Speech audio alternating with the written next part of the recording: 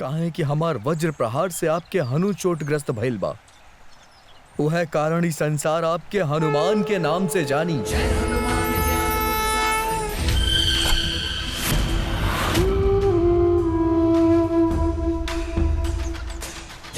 हनुमान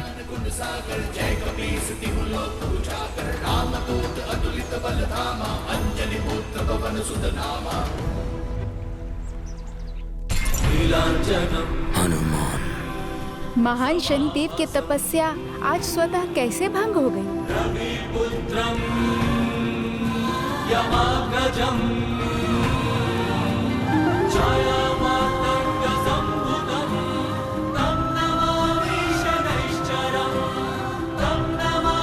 वैसे स्वामी, ये हनुमान के बा?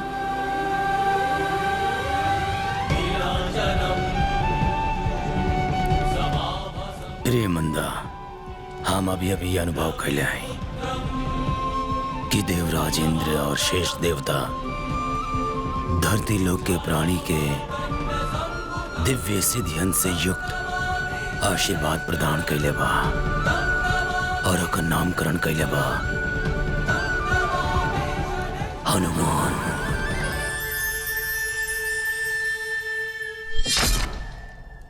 अवश्य ही ये हनुमान कौनो दिव्य कर्म कैले होखी है स्वामी, जौने से प्रसन्न होई के देवता लोग वरदान देले होखी है।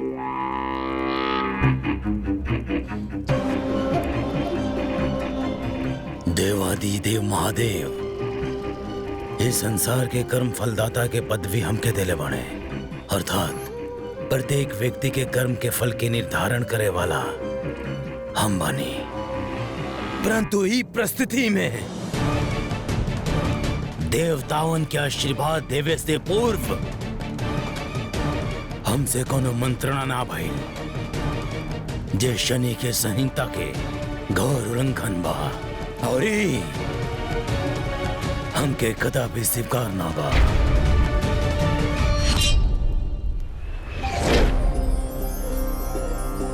हम तो केवल दिव्य फल खाए खातिर निकलल रहनी, का बता रहे इतना कुछ हो जाई और इतना समय भी लग जाई।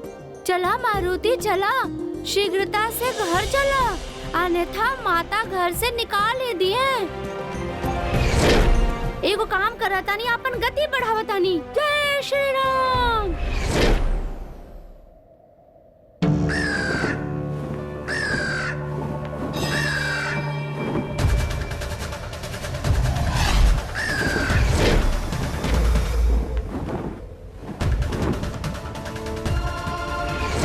कौन सा जीव बा जो हमार मार्ग अवरुद्ध कैलास?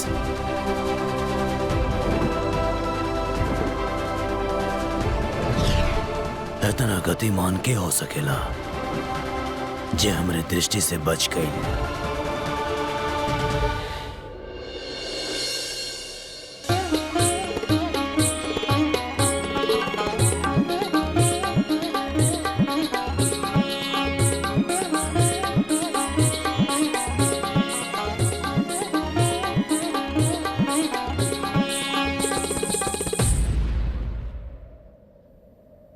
अद्भुत! संगीत में ऐसन मधुरता और नृत्य में ऐसन रस, ऐसन प्रतिभा केवल स्वर्गलोक के अप्सरा में ही हो सकेला। प्रथम बार ऐसन भइल बा कि हमनी के कोनो युद्ध में अपने पराजय के उत्सव मना रहल बानी। मारुति के वरदान दे के हमार मन भी प्रफुल्लित हो उठल। प्रतीत होत बा हमरा ई कर्म से संसार के कल्याण अवश्यम भावी है। यद यद संदस्यते लोक सर्व तत्कर्मस्य संभवम सर्वम कर्मानुसारे जंतु भोगान भुक्ति वै।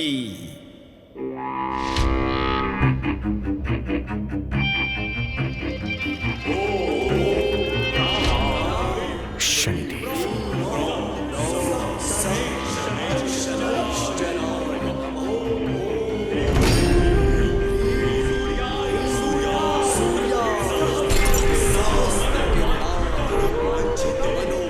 सुख अथवा पीड़ा, संपन्नता अथवा भाव, कोनो भी प्राणी के अधीन होखेला।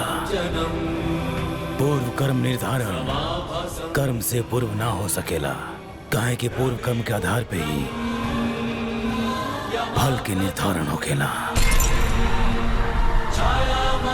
देवराज इंद्र ये शनि संहिता के मूलभूत नियम बा, जेकर उल्लंघन आप सब कैले बानी। आप लोग धरती के एक प्राणी के अकल्पनीय शक्ति प्रदान कैले बानी। एकरा से ना हमरे कर्म फल निर्धारण में व्यवधान उपस्थित भइल बा, अपितु हमरे निष्पक्ष न्याय में असंतुलन भी उत्पन्न हो गइल बा। शनिदेव, आप मारुति के बारे में बात कर रहल बानी ना? प्रतीत होखेला आप संपूर्ण सत्य से अवगत नहीं की।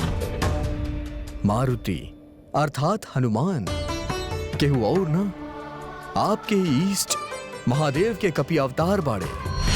वो है महादेव जे आपके कर्म फलदाता के पद दे के सम्मानित कैले बाड़े। देवराज इंद्र, न्याय के आगे हम कोनो बात के चिंता ना करीले। कर्म फल ही हमरे खातिर सर्वोपरि बा और न्याय कृतज्ञता से परे होखेला। और इस समय हम केवल इतना ही जाने ले कि आप सब शनि देव के न्याय प्रणाली के प्रतिबंधित कर देले बानी। प्रभु, शनि देवता आपके परम भक्त बानी ना? तब प्रभु वो आपके विषय में इतना कठोर बात कैसे कर सकेले? शनिदेव हमार परम भक्त होके के साथ साथ एगो न्याय प्रिय और कर्तव्यनिष्ठ देवता भी बाड़े। यह कारण बा कि वो हमके प्रिय बाड़े, वो कर्म फल दाता बाड़े। ये पद खातिर आवश्यक बा कि वो निष्पक्ष रह के धरती वासियन के उनके कर्म के अनुसार फल प्रदान करें, और यह तो कर रहल बाड़े वो। आपन धर्म और कर्तव्य के पालन विलक्षण। महादेव हमारे अस्तित्व के हर कण में व्याप्त बाणे और उन्हीं के कृपा से हम अपन कर्म कर पावेनी। परंतु हमारे खातिर कर्म ही धर्म बा और धर्म से ऊपर कुछ भी ना। शनिदेव हनुमान अवतार होइए वो महादेव के कपि अवतार, परंतु अपने कर्म के खातिर वो भी हमरे प्रति उत्तरदायी बाणे। आप सब हनुमान के वरदान देके उनके अपार शक्ति के स्वामी बना देले बानी। तही हमार कर्तव्य बा कि हम उनके शक्तियन के न्यायोचित संतुलन बनाए रखी, ताकि वो कबो निरंकुश ना हो जास। यही कारण अब हनुमान पे कर्म फलदाता शनि देव के दृष्टि पड़े वाला बा।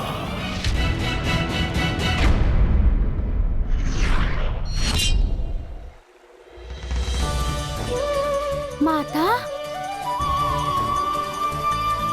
मारुति, मारुति,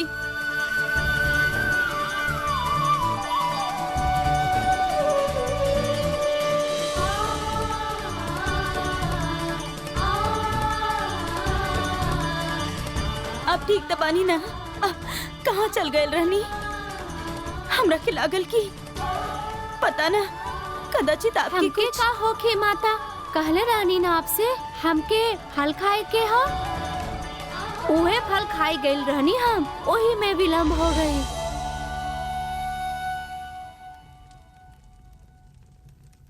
आपके इस शैतानी ना प्राण ले ली है हमार। जब हम रह भी ना तब समझ में आई।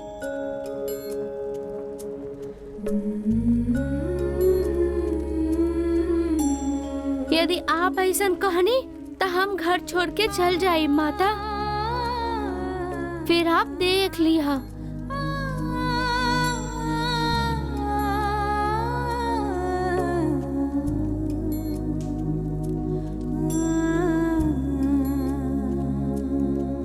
हर हर महादेव, हर हर महादेव। हर हर महादेव।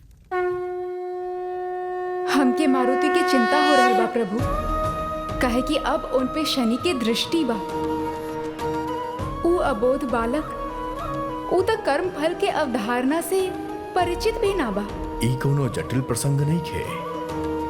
कर्म के विषय बड़ा सरल बा देवी। प्रभु कृपया थोड़ा विस्तार से बताएं। वर्तमान के प्रत्येक कर्म नियति के भूमि में बोइल उ बीज के समान बा जेकर फल भविष्य में कहीं छुपल बा।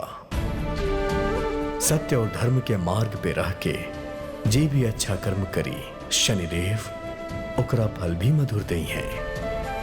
परंतु जे आज बुराई और अधर्म करी ओकर कल भी कठिनाई से भरल रही।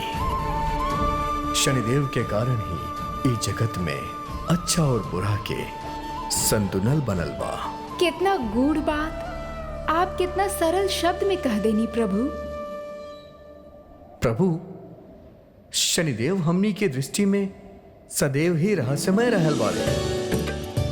ई बताई कि उनके कर्म फल दाता के पदवी कैसे प्राप्त भई? शनिदेव परम तेजस्वी सूर्यदेव के पुत्र और यमराज तथा पावन नदी यमुना के भ्राता बाड़े। त सूर्यदेव के पत्नी देवी संध्या उनकर तेज के सहन ना कर पावेली, त ऊ अपन तपबल से उनके अपन एगो प्रतिबिंब बनैले जेकर नाम रखले देवी छाया। और ऊ निकल पड़ली हमार पूजा करे ताकि उनके सूर्यदेव के ताप के सहन करे के शक्ति मिले। देवी संध्या वर्षन तक हमार उपासना में लीन रहली। उस समय देवी छाया धर्मनिष्ठ पत्नी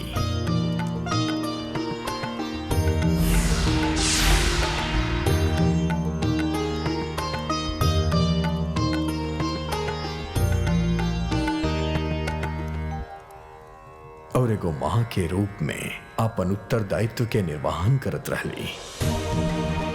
और शीघ्र ही शनि के अपन गर्भ में धारण कैली। एकरा विधि के विधान ही कहल जाई कि जब शनि अपन माता के गर्भ में रहले तब उनकर माता छाया के भी हमरा खातिर भक्ति बढ़े लागल। और एक समय ऐसा आयल कि वो शिव भक्ति में ई प्रकार से लीन हो गई कि वो तेज से उनके गर्भ में पल रहल शनि के रंग शाम हो गए। फिर वो शुभ दिन आयल जब शनि के जन्म भइल। सूर्यदेव जब प्रथम बार अपन पुत्र के दर्शन कैले, उनकर हृदय शनि के श्याम वर्ण के देख के निराश हो गए। ऐसे में शनिदेव के प्रथम दृष्टि अपन पिता सूर्यदेव पे पड़ल और वो भी तेजहीन हो गए।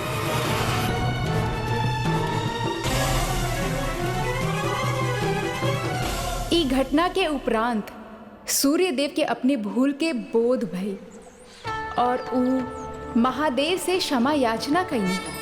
महादेव के ही कृपा से सूर्यदेव अपने पुत्र शनिदेव के सहस्र स्वीकार कई और अपने खोवल तेज के भी प्राप्त कई।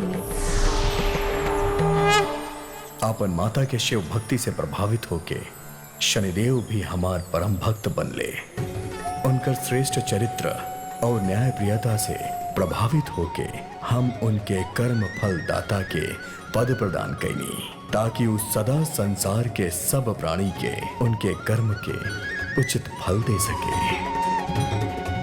प्रभु शनिदेव के कथा तब बहुत प्रेरणादायी बा, परंतु अब देखे योग्य ई बा कि मारुति के कर्म फल के सिद्धांत समझावे खातिर शनिदेव का करेंगे।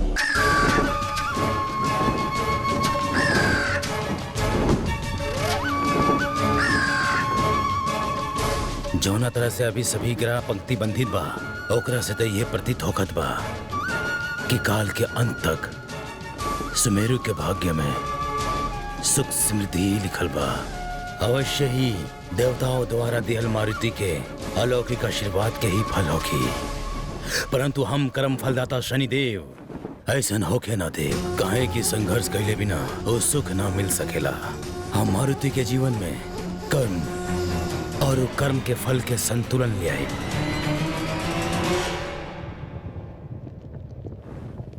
समस्त ग्रहों में से मंगल के मारुति के प्रति अनुकंपा कुछ अधिक ही बा।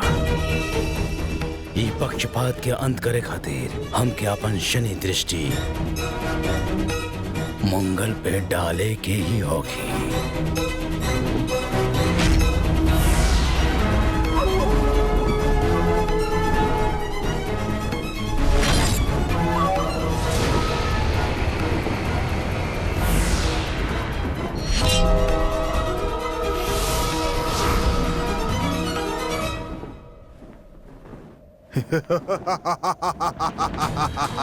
शनि देव के अमंगल के प्रणाम।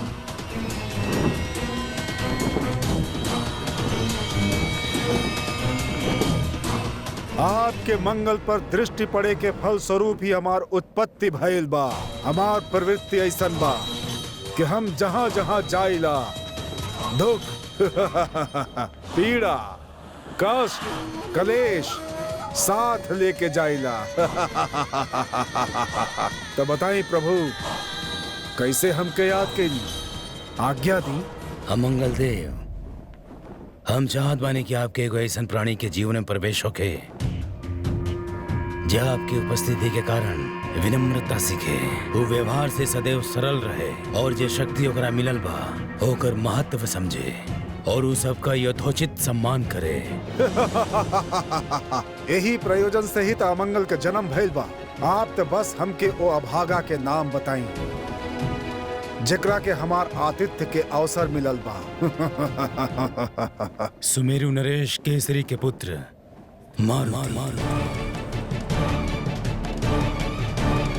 मारुति के संसार में सर्वाधिक प्रिय बा ओकर परिवार, और हम आपके आदेश दे रहल बानी कि आप ओकर परिवार में विच्छेद उत्पन्न करें।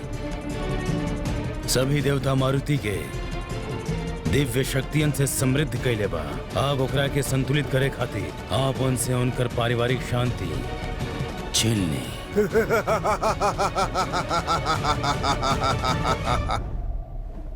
ऐसा नहीं हो कि शनिदेव सर्वशक्तिमान राजा के दुर्बलता भी उनकर परिवार ही हो खेला। वो मारुति ओकरा पास कितना ही अलौकिक शक्ति काहे ना होखे, परंतु ओकर प्रयोग कई के भी वो अपने परिवार के पारिवारिक कष्ट ना दूर कर सकेला। हम मारुति के परिवार के सुख के ऐसन खंडित करब कि वो परिवार सुख के खातिर तरस जाए, दुख और कलेश एक प्रकार आच्छादित हो जाए कि वो अपन शक्तियन के भुला जाए।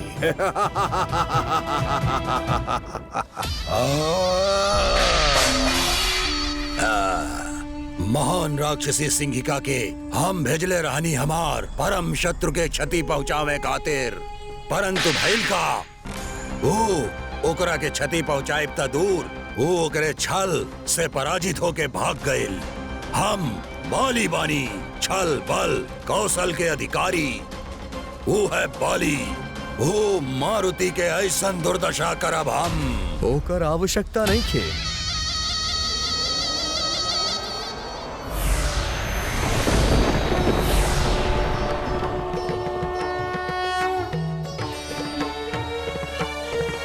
प्रणाम पिताश्री। का कहनी आप पिताश्री? हम आपके यहाँ ही बतलावे आयल बानी की जे हनुमान के आप अपन परम शत्रु माने ली, उता जगत बंधु बाड़े। धरती के सर्वोच्च कल्याणकारी शक्ति बाड़े उ।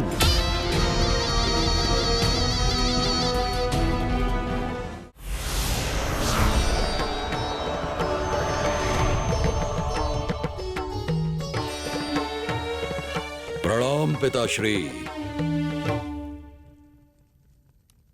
हम आपके यहाँ ही बतलावे आयल बानी की जे हनुमान के आप अपन परम शत्रु माने ली, उता जगत बंधु बाड़े। धरती के सर्वोच्च कल्याणकारी शक्ति बाड़े उ। कदाचित आपके मुंह से निकलल शब्द आपके कान तक ना पहुंच रहल बाड़े पिताश्री। हाँ, हम ही आपके निर्देश देले रहनी के मारुति के रोके के पड़ी, परंतु हमार भूल रहे। हम स्वयं उनकर दिव्य लीला के प्रत्यक्ष कैले बानी पुत्र। दिव्य लीला? हाँ, एगो ऐसन अविश्वसनीय अनुभव जे हमार नेत्र खोल देलस पुत्र।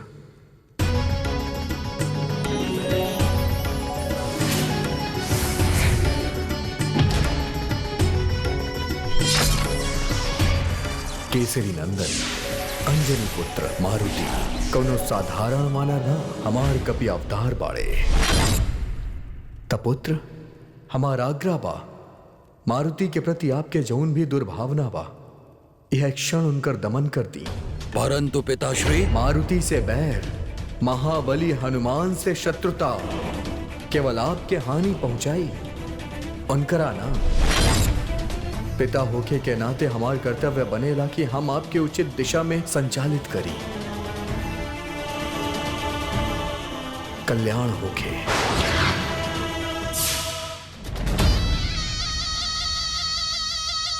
पिताश्री, आप अपने पुत्र के परम शत्रु के ऐसा अद्भुत शक्तियां प्रदान कर देले बानी जौने से वो अजय हो जाई।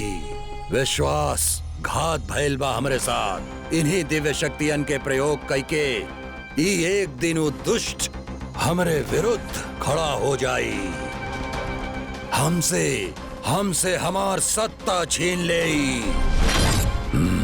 सुकेतु, महाराज, एकरे पूर्व क्यों आपके चुनौती दे, आपके ओकर अंत करे के होगी। यदि हमार शत्रु देवों के आशीर्वाद पाई के अजय बन सकेला ता फिर हम काहे ना। अब हम ऐसन वरदान प्राप्त करब जौने के सम्मुख ओ कपटी मारुति के शक्ति तुच्छ सिद्ध होगी।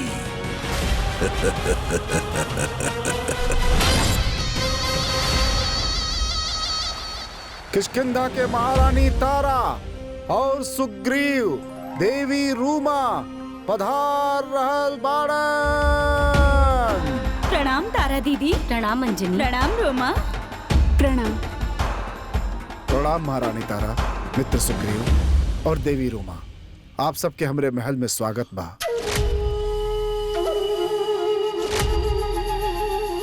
दीदी, कितना प्रतीक्षा करवाइनी आप? हम कब से राह देखत रहनी आपके। क्षमा करिए बहिन, किंतु सूर्य ग्रहण के पूजन के बाद ही हम सुमेरु खातिर निकल पड़ल रहनी। मार्ग में किंचित विलंब हो गई। कहाँ पानी हमनी के आँख के तारा, उनकर दर्शन पा लई तो हमनी के हृदय के शीतलता मिल जाई। ता अभी कर देत बानी शीतल।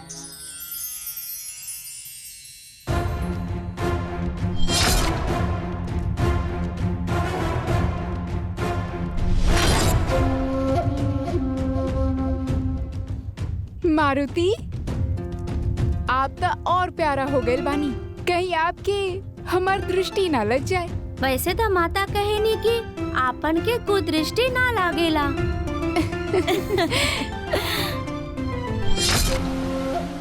फिर भी इली ई का बा? काजल के डिबिया। आप और तारा काकी जब भी हमसे मिले नी, हमके काला टीका लगावे नी ना, तई बार हम स्वयं लेके आयल बानी। जितना आनंद उठावे के बा उठाला, सुख के क्षण के जितना आत्मसात करल चाहत पड़ा कर ला मारुति। काहे कि हमार दृष्टि पड़े के कारण आपके पारिवारिक सुखन के अंत होके वाला बा। अमंगल के छाया आपके परिवार पे ऐसन ग्रहण लगाई कि कोनो काला टीका होकर सुरक्षा ना कर पाई।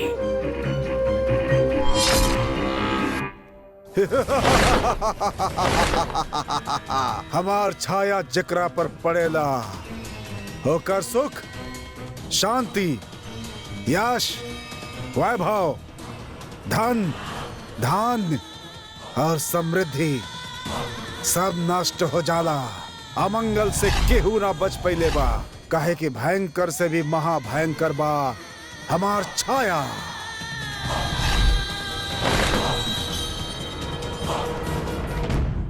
प्रणाम महाराज। दान यज्ञ के सारी व्यवस्था हो चुकल बा, बस आपके आदेश के प्रतीक्षा बा। आज हमरे ओर से दान यज्ञ महारानी तारा प्रारंभ करियन। धन्यवाद महाराज, किंतु हम चाहत बानी कि हमरे ओर से ई दान यज्ञ हम सबके प्रिय हमार छोटा महाराज मारुति करे। काहे मारुति, आप करिए ना। धन्यवाद तारा काकी। हमार मारुति बहुत सौभाग्यशाली बाड़े जे उनका आपके स्नेह मिल रहल बा। शुभ कार्य में विलंब कैसन? दान करल तो हमके बहुत अच्छा लागेला। चला। उचित बा, चली। चली। सुमेरु राजकुमार मारुति, तुहार पारिवारिक जीवन के सुख शांति सबके नष्ट करे आ गइल बाई अमंगल।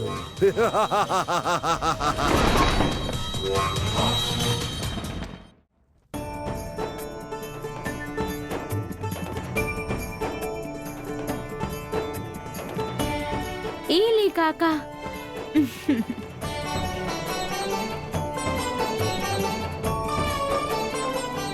इली काका।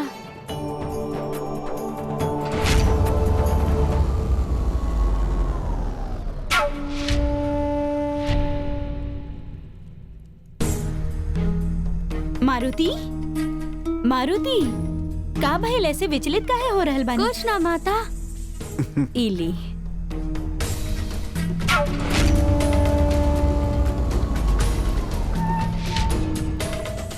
कुछ तो अनुचित बा, पर का?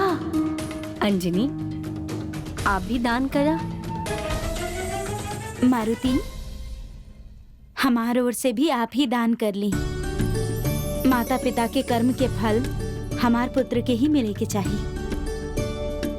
इली।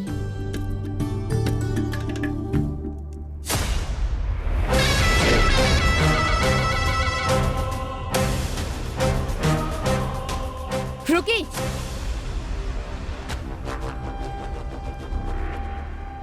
देवी रूमा,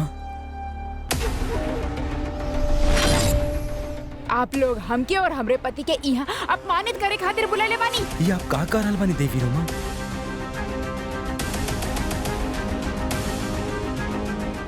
का भइल रोमा? ऐसे एकाएक क्रोधित काहे हो रहल बानी आप? तब का करी? कब से हम देख रहल बानी कि आप और आपके परिवार हमारा और हमरे पति के उपेक्षा कर रहल बा। सबसे दान के आग्रह कर जा रहल बा, लेकिन हमनी से ना। हमार पति महावीर सुग्रीव आपके दास ना, किष्किंधा नरेश के अनुज बानी। देवी रूमा, आप ही कैसन भाषा के प्रयोग कर रहल बानी? आपके आपन सम्मान की चिंता होखे या ना होखे, हमके बा स्वामी। रूमा, सत्य कटु होखेला स्वामी। यही कारण बा कि आज तक ना आपके सफलता मिलल बा, ना ही यश मिलल बा। जबकि राजा केसरी जैसन लोग आपसे योग्यता में कम होखत भी अपन प्रभाव विस्तार करे में सफल हो जाने।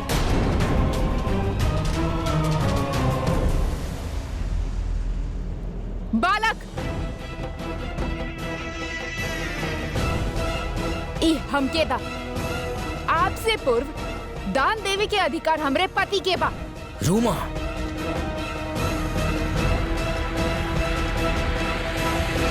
मारुति, रूमा, रूमा, देवी रूमा।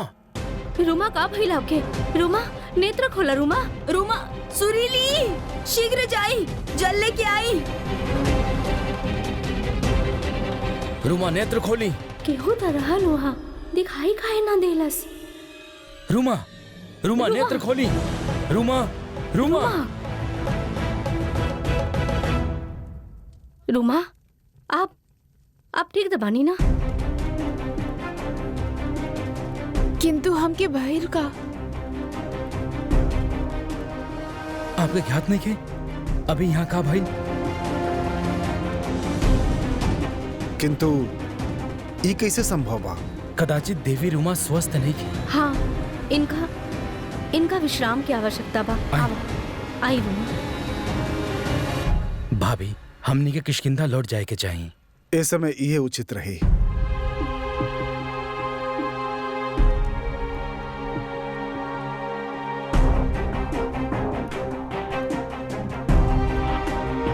आवा।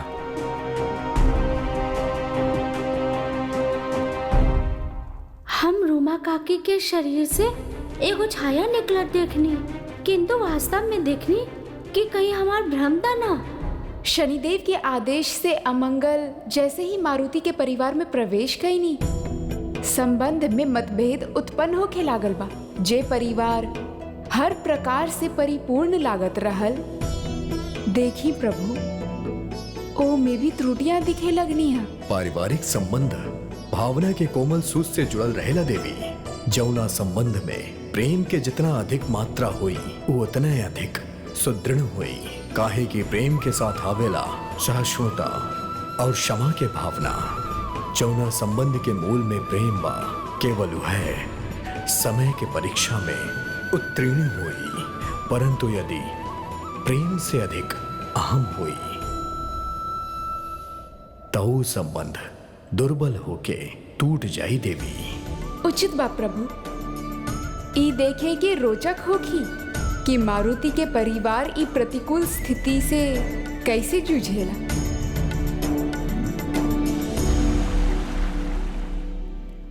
बात केवल हमार अपमान के रहत तो कदाचित हम भूल भी जेती, परंतु रूमा आपके अपमान कैले बाड़ी स्वामी। हमार मारुति के साथ दुर्व्यवहार कैली वो इतना लोगन के समक्ष।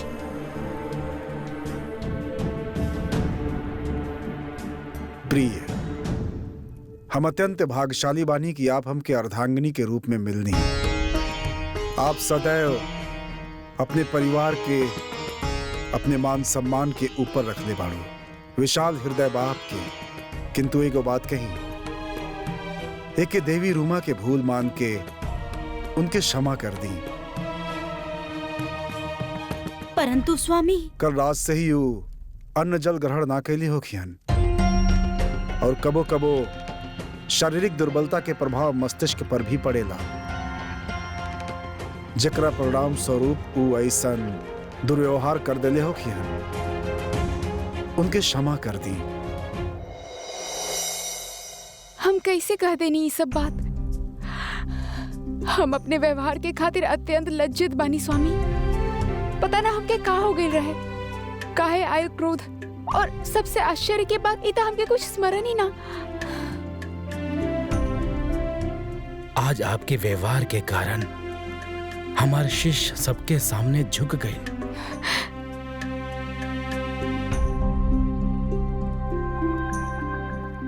आप मित्र केसरी जैसन सम्मानित और दयालु राजा के सबके सामने अपमानित कैले बाड़ू रूमा। वो राजा केसरी जे हमके आपन भ्राता बाली के सम्मान प्रिय बानी, और अंजनी भाभी कितना स्नेह करेनी हम सबसे। स्वामी, हमके सुमेरु ले चला। हम हाथ जोड़ के महाराज केसरी और अंजनी दीदी से क्षमा मांगब। अंजनी भाभी और भ्राता केसरी कल स्वयं किष्किंधा पधार रहल बानी। कहे के काबा स्वामी, आपके अपमान के पश्चात तक किष्किंधा जाए के हमार तनिक भी मन नहीं खे।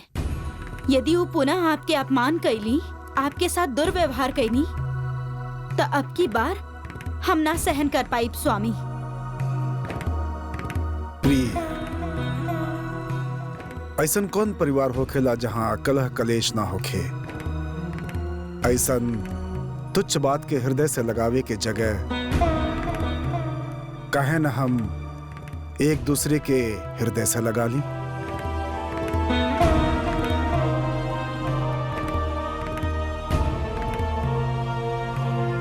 धन्य बा आपके क्षमा शीतलता स्वामी। वैसे भ्राता सुग्रीव के मिले के ही आपके प्रयोजन काहे बा?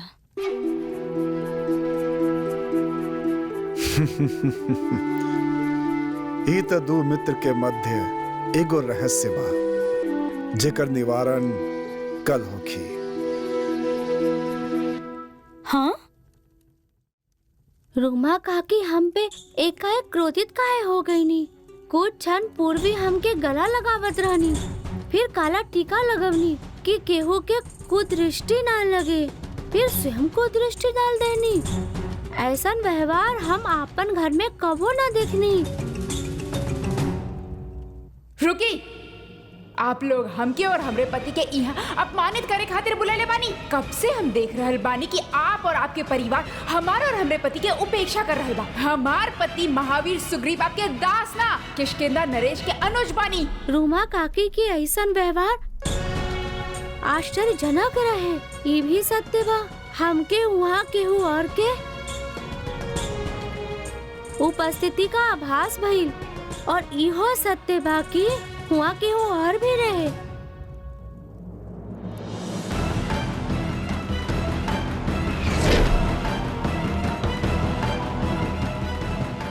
था रोमा काकी के व्यवहार से आहत बानी, परंतु हमके लगा था कि वो रोमा काकी ना केहू और रहे जो उनका से करवावत रहे, परंतु के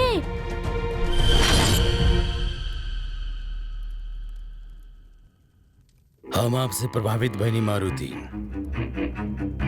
आपके दिव्यता के कारण आपके अमंगल के उपस्थिति के आभास तो हो गए, परंतु ओकरा पश्चात भी जे कलेश अमंगल आपके परिवार में उत्पन्न करे वाला बा, ओके रोके खातिर आप स्वयं कुछ ना कर पाए।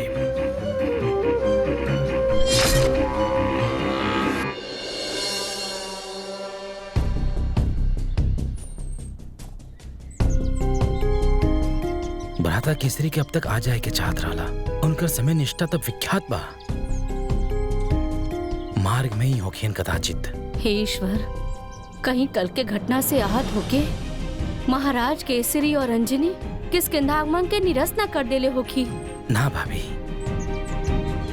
हम अंजनी दीदी से मिले खातिर व्यग्र बानी ताकि उनकरा से चरण स्पर्श करके अपने कठोर व्यवहार के क्षमा याचना कर सकी। यदि वो ना आई नहीं तो हमरे हृदय से अपराध बोध के भाव कैसे जाए।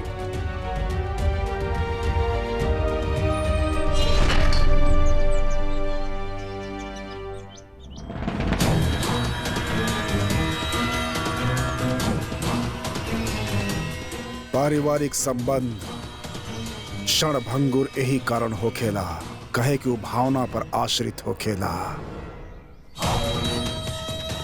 छोटा सा चोट लगल ना कि टूट के बिखर गईलन। कल के घटना वही के उदाहरण रहल। वास्तविक खेल त अब आरंभ होखी। मारुति।